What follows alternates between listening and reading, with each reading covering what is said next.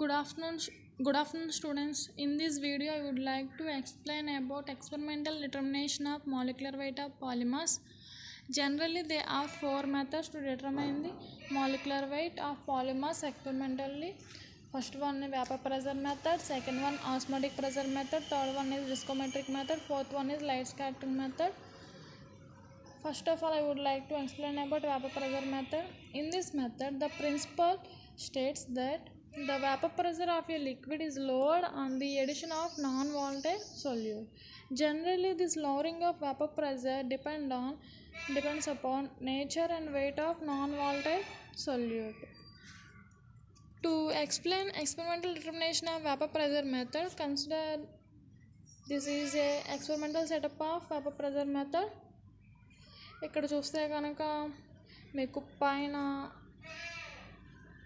రెండు పైప్స్ కనిపిస్తున్నాయి కదమ్మా. ఆ పైప్స్ నుంచి మనం శాంపుల్ని ఇంజెక్ట్ చేస్తాం. శాంపుల్ మీన్స్ మనం పాలిమర్ సొల్యూషన్ ఏదైతే మాలిక్యులర్ వెయిట్ డిటర్మైన్ చేయాలనుకుంటున్నామో దాన్ని సిరంజెస్లో తీసుకొని డ్రాప్స్ వైజ్ మనకి ఇంజెక్షన్ పైప్స్లో ఎంటర్ చేస్తాం.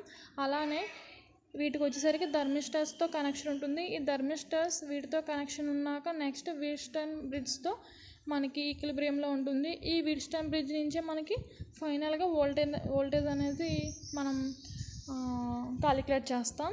సో ఇక్కడ చూస్తే కనుక సాల్వెంట్ మనం రిక్వైర్డ్ సాల్వెంట్ ఏదైతే ఉందో ఆ సాల్వెంట్ని లిక్విడ్ ఫేజ్లో తీసుకుంటాము. నెక్స్ట్ ఒక వాల్వ్లా ఉంటుంది, ఒక సెల్లా ఉంటుంది.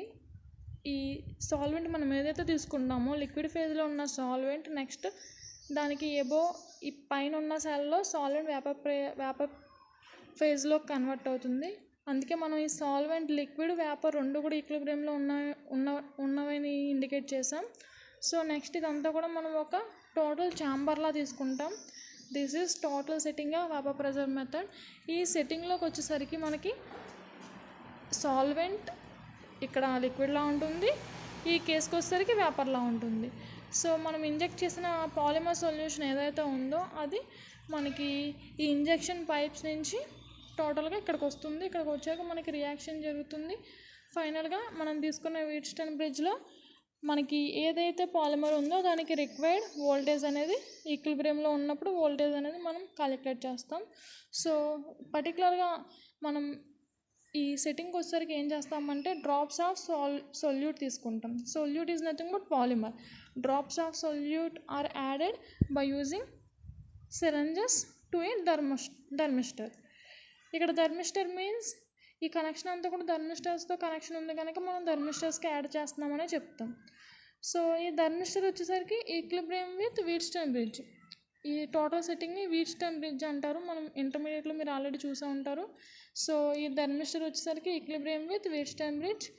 వెన్ ది బ్యాలెన్స్ పాయింట్ ఈక్విలిబ్రియంలో ఉంది అంటే ఏంటి, ఒక పర్టికులర్ కండిషన్ దగ్గర మనకి వీట్స్టోన్ బ్రిడ్జ్ అలానే థర్మిస్టర్ రెండు కూడా ఈక్విలిబ్రియంలోకి వస్తాయి కదా. ఆ ఈక్విలిబ్రియంలోకి ఎప్పుడైతే వస్తాయో ఆ ఈక్విలిబ్రియంలోకి వచ్చినప్పుడు సమ్వాట్ వోల్టేజ్ అనేది మనం ఈ వీట్స్టోన్ బ్రిడ్జ్లో అబ్జర్వ్ చేస్తాం. ఆ వోల్టేజ్ని మనం నోట్ చేసుకుంటాం. The voltage of Wheatstone bridge output is taken as finally vapour pressure of solvent. ఎందుకు వేపర్ ప్రెషర్ ఆఫ్ సాల్వెంట్లో తీసుకోవాలి అంటే కనుక మనం సాల్వెంట్ని లిక్విడ్ ఫేజ్లో తీసుకుంటున్నాం కదా, దీనిలో ఉండే చేంజెస్ వల్లే కదా మనకి ఈ వీట్స్టోన్ బ్రిడ్జ్లో రీడింగ్ చేంజ్ అవుతుంది. సో ఈ వీట్స్టోన్ బ్రిడ్జ్ వోల్టేజ్ రీడింగ్ ఏదైతే ఉందో దాన్ని మనం వేపర్ ప్రెషర్ ఆఫ్ సాల్వెంట్లో కన్సిడర్ చేస్తాం. ఈ vapour pressure of the solvent మన కన్వీనియన్స్ కోసం ఎలా ఇండికేట్ చేస్తామంటే డెల్టా విగా ఇండికేట్ చేస్తాం, delta V. So finally vapor pressure of the solvent delta V వచ్చింది కదమ్మా. The vapor pressure of the polymer containing solvent is also determined at different concentrations. మనం concentrations change చేయాలి అంటే మనం తీసుకున్న సెట్టింగ్లో కాన్సన్ట్రేషన్స్ చేంజ్ చేయాలంటే సపోజ్ మనం ఒక 5 ml తీసుకుంటే కనుక అప్పుడు ఒక రీడింగ్ వస్తుంది. నెక్స్ట్ ఇంకొక 2 ml యాడ్ చేస్తే ఇంకో రీడింగ్ వస్తుంది. అలా మనం యాడ్ చేసుకుంటూ ఉండే కొద్ది కాన్సన్ట్రేషన్ చేంజ్ చేసే కొద్ది కూడా మనకి ఫైనల్గా డిఫరెంట్ రీడింగ్స్ వస్తాయి. అంటే మీరు ఫైనల్గా ఏం క్యాలిక్యులేట్ చేసినట్టు డిఫరెంట్ పాలిమర్ కాన్సన్ట్రేషన్స్ దగ్గర డిఫరెంట్ రీడింగ్స్ని తీసుకుంటారు. సో ఫైనల్గా the vapour pressure of the solution obtained by measuring the output voltage of Wheatstone bridge.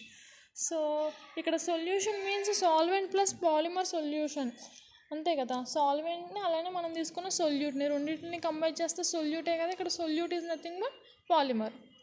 ఆ రెండింటిని కంబైన్ చేస్తే మనకి డెల్టా వి వాల్యూ వస్తుంది. సో మనకి ఇక్కడ మాలిక్యులర్ వెయిట్నే కదా క్యాలిక్యులేట్ చేయడం. సో మాలిక్యులర్ వెయిట్ని క్యాలిక్యులేట్ చేయడం కోసం మనం తీసుకున్న వేపర్ ప్రెజర్ మెథడ్లో ఈక్వేషన్ ఏంటంటే delta V by C is equals to K by MN bar plus KBC. ఈ ఈక్వేషన్కి వచ్చేసరికి KBR calculated at calibration constants. Suppose ఇక్కడ మీకు కావాల్సిన వాల్యూ ఏంటి, ఎంఎన్ బార్ వాల్యూ కావాలి. ఈ ఎంఎన్ బార్ వాల్యూని మనం క్యాలిక్యులేట్ చేయడం కోసం if you plot a graph between delta V by C, ఇది ఎలా ఉంది, y equals to MX plus సిలా ఉంది కదమ్మా. So y equals to MX plus సిలా ఉంది కనుక ఇక్కడ చూస్తే మీరు ఫైనల్గా అబ్జర్వ్ చేస్తే కనుక కాన్సన్ట్రేషన్ వ్యారీ అవుతూ ఉంటుంది. C is nothing but concentration of polymer. Concentration vary అవుతుంది, KBR constant. So MX. So y axis మీద డెల్టా వి బై సి తీసుకుంటాము, x యాక్సిస్ మీద సి తీసుకుంటాము. So if you plot a graph between delta V by C and C, we get a straight line with positive intercept on y axis. So intercept value వచ్చిందంటే intercept ఏంటమ్మా ఇక్కడ k by MN bar. So intercept value వస్తుంది ఇక్కడ k by MN bar అంటే మనకు కావాల్సిన value ఏంటి, required value M N bar. So M N bar value రావాలి అంటే k బై ఇంటర్సెప్ట్ తీసుకుంటాం. సో ఇలా మనం వేపర్ ప్రెజర్ మెథడ్ నుంచి ఫైనల్గా మాలిక్యులర్ వెయిట్ ఆఫ్ పాలిమర్ని క్యాలిక్యులేట్ చేస్తాం. The main advantage of this method, ఈ మెథడ్కి వచ్చేసరికి మెయిన్ అడ్వాంటేజ్ ఏంటంటే స్మాల్ అమౌంట్ ఆఫ్ మోనోమర్ ఉన్నా సరిపోతుంది. మనం ఈ మెథడ్ని అప్లై చేయడానికి small amount of monomer is also required.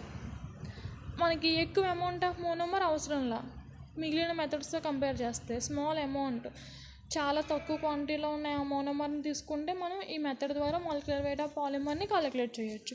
అలానే main disadvantage of this method is ఇది లో మాలిక్యులర్ వెయిట్ ఉన్న పాలిమర్స్కి మాత్రమే అప్లికేబుల్ అవుతుంది. సపోజ్ మీరు హై మాలిక్యులర్ వెయిట్ ఉన్న పాలిమర్కి మెథడ్ని అప్లై చేస్తే కనుక ఇది కరెక్ట్ అండ్ యాక్యురేట్ రిజల్ట్స్ని ఇవ్వదు.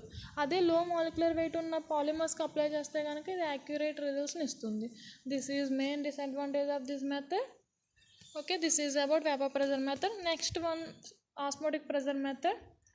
I'm going to explain this method. First one, we know osmosis process.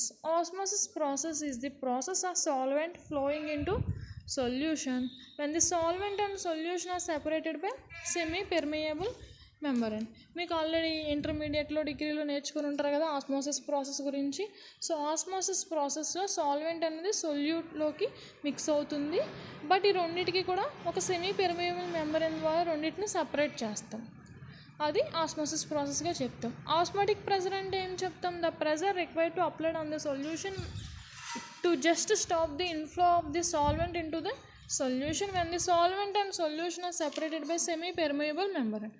మనం ఏదైతే ప్రెజర్ అప్లై చేస్తున్నామో, ఇప్పుడు ఆస్మోసిస్ ప్రాసెస్ గురించి మాట్లాడుకున్నాం కదా, ఆ ఆస్మోసిస్ ప్రాసెస్ జరగడానికి మనం ఏదైతే ప్రెజర్ని అప్లై చేస్తున్నామో ఆ ప్రెజర్ని ఆస్మోటిక్ ప్రెజర్ అని చెప్తాం.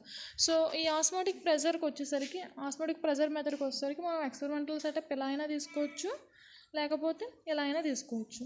సో ఎలా తీసుకున్నా కానీ ఎక్స్పెరిమెంటల్ సెట్టింగ్ మీరు ఫైనల్గా చేయాల్సింది ఏంటంటే, ఇక్కడ ఈ ఆస్మోటిక్ ప్రెజర్ మెథడ్లో హిమిర్లేన్ ఆస్మోమీటర్ అనే దాన్ని ఎక్స్పెరిమెంటల్ సెట్టింగ్గా యూజ్ చేస్తాం. Is used for determination of molecular weight of polymer by experimentally by osmotic pressure method, హిమిర్లేన్ ఆస్మోమీటర్. సో ఇక్కడికి వచ్చేసరికి స్టెయిన్లెస్ స్టీల్ ఛాంబర్ తీసుకుంటాము. ఇదంతా కూడా స్టెయిన్లెస్ స్టీల్ ఛాంబర్. ఈ ఛాంబర్లో మనకి ఈ స్టెయిన్లెస్ స్టీల్ ఛాంబర్కి ఒక క్యాపిలరీ ట్యూబ్ అనేది పైన అటాచ్ చేసి ఉంటుంది. క్యాపిలరీ ట్యూబ్ అంటే ఆల్రెడీ తెలుసు కదా, మీరు ఇంటర్మీడియట్లో డిగ్రీలో ప్రాక్టికల్స్లో చూసుంటారు. క్యాపిలరీ ట్యూబ్, ఇక్కడ ఒక క్యాపిలరీ ట్యూబ్, ఇక్కడ ఒక క్యాపిలరీ ట్యూబ్ అటాచ్ చేసి ఉంటుంది. ఆ క్యాపిలరీ ట్యూబ్ ద్వారా మనం లెవెల్ ఆఫ్ ది లిక్విడ్ని క్యాలిక్యులేట్ చేయొచ్చు. ఆ లెవెల్ ఎంతవరకు ఉంది, ఎంతవరకు మనకి లెవెల్ ఎగ్జిస్ట్ అవుతుంది, దాని కింద లెవెల్ ఎలా ఉంటుంది అనే దాన్ని చూడడం కోసం ఈ క్యాపిలరీ ట్యూబ్ని యూజ్ చేస్తాం. ఈ క్యాపిలరీ ట్యూబ్ని యూజ్ చేశాక పైన క్యాపిలరీ ట్యూబ్ని యూజ్ చేస్తాం. At the top we use capillary tube and cell phone membrane. ఇందాక చెప్పుకున్నాం కదమ్మా ఆస్మోటిక్ ప్రెజర్ ప్రాసెస్లో సెమీ పెర్మియబుల్ మెంబ్రేన్ అని, దాన్నే మనం సెల్ఫోన్ మెంబ్రేన్ అని చెప్పుకున్నాం, దాన్ని యూస్ చేస్తాం. ఇక్కడ మనకి చూస్తే కనుక ప్యూర్ సాల్వెంట్ని ఒక ఛాంబర్లో తీసుకున్నాము, ప్యూర్ సాల్వెంట్ ఒక ఛాంబర్లో తీసుకున్నాం, ఇటు సైడ్ వచ్చేసరికి సొల్యూషన్. ఇక్కడ సొల్యూషన్కి వచ్చేసరికి ఏమేమి మిక్స్ అయ్యి ఉంటాయి, ప్యూర్ సాల్వెంట్ మిక్స్ అయ్యి ఉంటుంది, మనం తీసుకున్న పాలిమర్ కూడా మిక్స్ అయ్యి ఉంటుంది.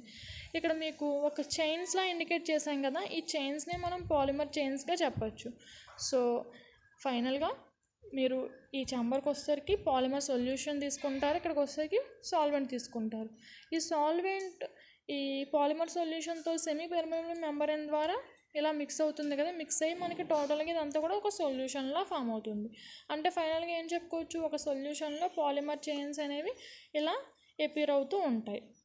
వీటి యొక్క మాలిక్యులర్ వెయిట్ని మనం కాలిక్యులేట్ ఈ పాలిమర్ యొక్క మాలిక్యులర్ వెయిట్ని కాలిక్యులేట్ చేయాలి అంటే ఫైనల్గా మీరు ఏం చేయాలి, given polymer solution is taken into chamber. దీని అంతటినీ ఛాంబర్ అని చెప్పుకున్నాం కదా. The whole chamber is dipped into a pure solvent taken in a big container.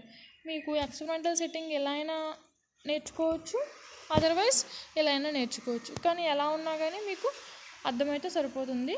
So capillary tube ఉంటుందని చెప్పుకున్నాం కదా, ఇక్కడ సొల్యూషన్ యొక్క లెవెల్ ఇక్కడ వరకు ఉంది, అలానే సాల్వెంట్ యొక్క లెవెల్ ఇక్కడ వరకు ఉంది. ఆ రెండింటి యొక్క డిఫరెన్స్ని మనం రెడ్యూస్డ్ ఆస్మోటిక్ ప్రెజర్ పైతో ఇండికేట్ చేస్తాం. ఈ పై ఎందుకు వచ్చిందో మీకు ఫర్దర్గా అర్థమవుతుంది. రెడ్యూస్డ్ ఆస్మోటిక్ ప్రెజర్ పైతో ఇండికేట్ చేస్తాం. This is experimental setting of osmotic pressure method. So ఈ మెథడ్కి వచ్చేసరికి ఇందాక చెప్పుకున్నాం కదమ్మా, whole setting or section are taken and thermostat. ఇప్పుడు మనకి టోటల్ సెట్టింగ్ అంతా కూడా థర్మోస్టాట్ ఛాంబర్లో కనెక్ట్ చేసి ఉంచుతాం. ఈ థర్మోస్టాట్ ఛాంబర్లో ఉంచినప్పుడు ఆ two కంపార్ట్మెంట్స్లో the two compartments of osmometer are separated by a semi-permeable membrane through which only solid molecule can flow into a solute. అదే కదా ఆస్మోసిస్ ప్రాసెస్ యొక్క definition. has the level of the liquid solution in the capillary tube rises by different concentrations of polymer. అంటే suppose మనకి ఇటు side ఉన్న solvent ఎక్కువ అమౌంట్లో ఇటు సైడ్తో mix అయింది అనుకోండి, ఇటు సైడ్ ఉన్న పాలిమర్ సొల్యూషన్స్తో మనకి దాని యొక్క కాన్సన్ట్రేషన్ తక్కువగా ఉంది అని చెప్తాం. సపోజ్ ఇక్కడున్న పాలిమర్తో ఇక్కడున్న సాల్వెంట్ చాలా తక్కువ క్వాంటిటీ మిక్స్ అయితే పాలిమర్ కాన్సన్ట్రేషన్ ఎక్కువ ఉంది అని చెప్తాం, సాల్వెంట్ కాన్సన్ట్రేషన్ తక్కువ ఉంది అని చెప్తాం. అలా మనకు పాలిమర్ ఇటు సైడ్ ఉన్న పాలిమర్ సొల్యూషన్తో ఈ సాల్వెంట్ మిక్స్ అయ్యే కొద్ది కూడా డిఫరెంట్ కాన్సన్ట్రేషన్ ఆఫ్ పాలిమర్స్ని మనం అబ్జర్వ్ చేస్తాం. ఆ డిఫరెంట్ కాన్సన్ట్రేషన్ ఆఫ్ పాలిమర్స్ని అబ్జర్వ్ చేశాక మనం ఫైనల్గా రీడింగ్స్ తీసుకోవాలి. ఆ రీడింగ్స్ ఎలా తీసుకుంటారో చూద్దాం. ఇక్కడ అదే చెప్పాం, the two compartments of osmometer are separated by a semi permeable membrane through which only solvent molecule can flow into solute. Hence the level of the liquid in the capillary tube rises by taking different concentrations of polymers. ఇప్పుడు suppose ఇక్కడ నుంచి ఇటు సైడ్కి pure solvent ఎక్కువగా వస్తే కనుక ఏమవుతుంది, ఈ లెవెల్ పెరుగుతుంది, ఈ లెవెల్ తగ్గుతుంది. అలా కాకుండా ఇటు సైడ్ నుంచి ఇటు సైడ్కి తక్కువగా వస్తే ఈ లెవెల్ ఇంకా తగ్గుతుంది, ఈ లెవెల్ కొంచెం పెరుగుతుంది. అలా డిఫరెంట్ లెవెల్స్ వస్తాయి క్యాపిలరీ ట్యూబ్లో. ఆ క్యాపిలరీ ట్యూబ్లో వచ్చిన డిఫరెంట్ లెవెల్స్ని మనం నోట్ చేసుకొని ఆ లెవెల్స్ ఎక్కడ వచ్చాయి దాని యొక్క కాన్సన్ట్రేషన్స్ ఎంతో చూసుకుంటాం, పాలిమర్ యొక్క కాన్సన్ట్రేషన్ తీసుకుంటాం. అలా డిఫరెంట్ కాన్సన్ట్రేషన్ ఆఫ్ పాలిమర్స్ని తీసుకున్నాక we get different π/c values. π/c values is nothing but pi value మనకి ఆల్రెడీ చెప్పుకున్నాం కదమ్మా, క్యాపిలరీ లెవెల్, ఈ సొల్యూషన్లో ఉన్న క్యాపిలరీ ట్యూబ్ లెవెల్, అలానే ప్యూర్ సాల్వెంట్లో ఉన్న క్యాపిలరీ ట్యూబ్ లెవెల్. కాన్సన్ట్రేషన్ అంటే మనకి పాలిమర్ కాన్సన్ట్రేషన్ వ్యారీ అవుతూ ఉంటుంది కదా సాల్వెంట్ దీంతో మిక్స్ అయినప్పుడు a concentration. So finally we get different π/c values. The relationship between osmotic pressure and molecular weight of polymer is given as by want of pi v equals to nRT. ఈ relation use చేసుకొని మనం ఫైనల్గా molecular weight of పాలిమర్ని determine చేస్తాం. So మీకు already determination methods of పాలిమర్లో చెప్పుకున్నాం, number average molecular weight, weight average molecular weight, n equals to W/m అని. ఆ వాల్యూని ఇందులో రిప్లేస్ చేస్తే π equals to W/m into RT/V. So π equals to W/V RT/m. Already మీకు π/v W/V అంటే ఏం తెలుసు, వెయిట్ బై వాల్యూమ్ అంటే కాన్సన్ట్రేషన్ అని తెలుసు. సో ఆ టర్మ్ని ఇలా రిప్లేస్ చేస్తే pi equals to C into RT/M. ఇక్కడ C వచ్చేసరికి concentration of polymer solution, M is nothing but molecular weight of polymer. ఆ రెండు టర్మ్స్ని మీరు తెలుసుకుంటే చాలు. R is nothing but real gas constant, T is nothing but temperature. So finally π/C ఈ C value ఇటు సైడ్ వస్తే కనుక π/C is equals to RT/M. మీకు కావాల్సింది ఏంటి, molecular weight of polymer. So M is equals to RT/π/C. This is equation 1. Here π/C is called reduced osmotic pressure. ఈ reduced osmotic pressure value తెలిస్తేనే కదా మీకు molecular weight of polymer value తెలుస్తుంది. ఈ reduced osmotic pressure value ఎలా తెలుస్తుంది అంటే, to get that reduced osmotic pressure value if you plot a graph between π/C and C. π/Cకి అలానే Cకి మీరు గ్రాఫ్ తీస్తే కనుక we get a straight line. ఈ స్ట్రైట్ లైన్ ఎక్స్టెండ్ చేస్తే కనుక y యాక్సిస్ మీద we get different values of π/C.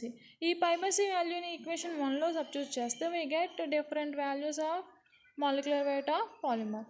So finally we get molecular weight of polymer by osmotic pressure method. కానీ as the solvent quantity increases, ఈ మెథడ్కి వచ్చేసరికి solvent quantity increase చేస్తే slope of the straight line decrease అవుతుంది. అంటే ఎందుకు decrease అవుతుందంటే, the membrane osmometer is suitable for determination of molecular weight in the range from 20,000 to 1,00,000. అంతకంటే తక్కువ ఉన్నది ఏదైనా తీసుకుంటే కనుక మనకి ఆ కేసుకి వచ్చేసరికి సాల్వెంట్ క్వాంటిటీ ఇంక్రీజ్ అయ్యే కొద్ది కూడా slope of the straight line decrease అవుతుంది. సో ఫైనల్గా మీరు ఏం చెప్పొచ్చు, ఈ ఆస్మోటిక్ ప్రెజర్ మెథడ్ వచ్చేసరికి లో మాలిక్యులర్ వెయిట్ ఉన్న పాలిమర్స్కి అప్లికేబుల్ కాదు.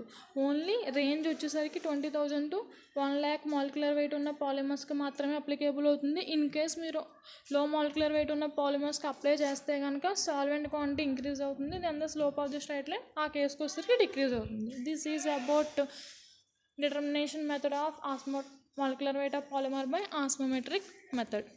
Thank you.